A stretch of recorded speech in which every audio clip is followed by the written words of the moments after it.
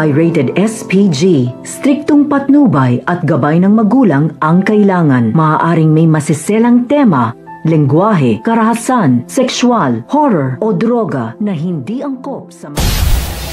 Welcome back mga ka-episode plus at narito mga dapat nating abangan dito nga lang sa Abot Kamay na Pangarap kung saan tinawagan nga nito ni Doc Benitez itong si Zoe at binabalaan na nga siya natigilan na nga ang pakikipagsabuatan dito nga sa mami nga niya dahil natatakot siya na mabisto nga siya nito nila Doc Tanyag at kapag nga nagising na nga raw ito nga si Lolo Pepe ay posibilidad na ituro nga siya na isang suspect kaya naman nang sinabi nga nito ni Zoe ay alam naman na nga niya ang kanyang kapalaran at hindi na nga rin niya alam ang gagawin nga rin niya kaya may humihingi siya ng tulong dito nga kay Doc Benitez na pagtakpan na nga lang siya sa kabilang banda naman nga ay isasagawa na nga nito nila Justine at ni Eric kanilang pinaplano laban nga rito nga sa Apex posibilidad nga kaya na sila ang humila pababa sa Apex upang sa gayon nga sa paghihiganti nga nila sa pamilya Tanyag. Ano nga kaya ang masamang pinaplano nga nito na mag-ama na si Justine at si Eric